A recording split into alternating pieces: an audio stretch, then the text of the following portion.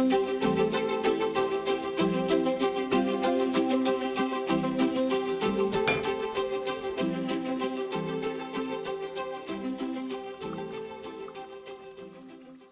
everyone, welcome to Let's Cook with Rozina.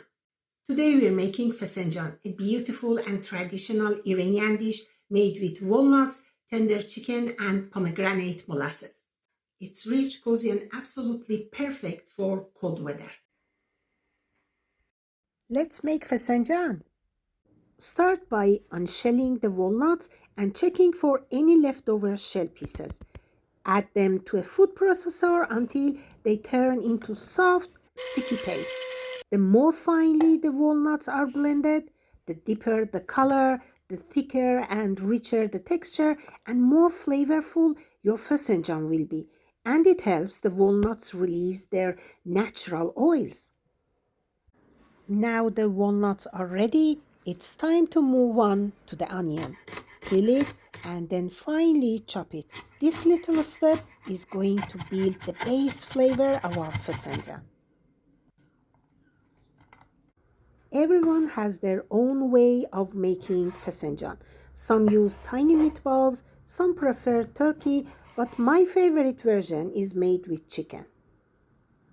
Grab a dry non-stick pan and set it over medium heat. Then sprinkle in your ground walnuts. As you can see, I have left some larger walnut pieces mixed in with the ground walnuts to add extra crunch. Let them toast gently and stirring continuously for about 10 minutes until you can smell their warm, nutty aroma, and keep stirring so they don't burn. Actually, toasting the walnuts is very important and a key step because it gives the stew its deep flavor and that lovely walnut oil. After 10 minutes, I pour in 700 milliliters of cold water to the toasted walnuts. I then set a heat diffuser beneath the pot to ensure gentle, even cooking. Then, reducing the heat to its lowest setting, cover the pot and I allow it to simmer slowly for about an hour and a half. Stir the mixture occasionally to keep the walnuts from sticking to the bottom of the pot. Allow it to simmer gently until the oil naturally separates and rises to the surface. And don't worry about the walnut oil because it's good for you due to its high content of omega-3 fatty acids. This nutty oil can improve heart health, brain function, and reduce inflammation.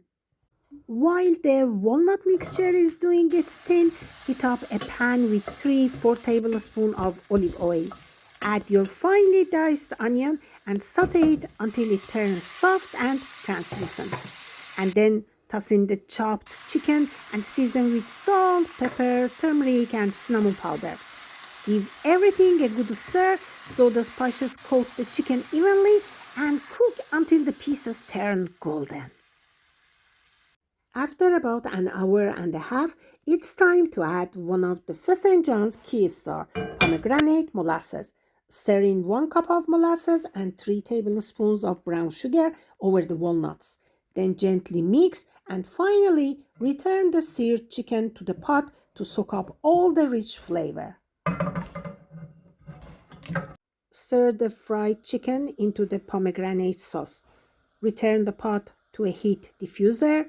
Cover and simmer over very low heat for an hour, stirring every 20 minutes to prevent the walnuts from sticking to the bottom.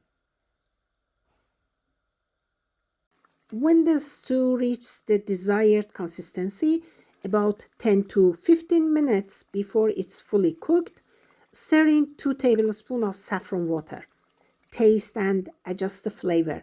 If it's too sweet, add a squeeze of fresh lemon juice, or if it's too tart, stir in a little extra sugar. Let it cook uncovered for the last few minutes.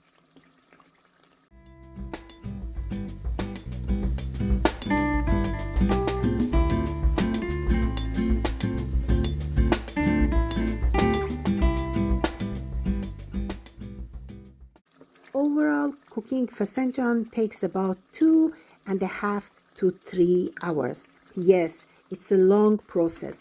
By this point, the walnut oil should have fully released and the stew should have reached its ideal consistency, neither too runny nor too thick. And here it is, beautifully rich consistency, glossy, and bursting with flavor. The walnut oil has risen to the top, the color is gorgeous, and the aroma, honestly, I wish you could smell this through the screen.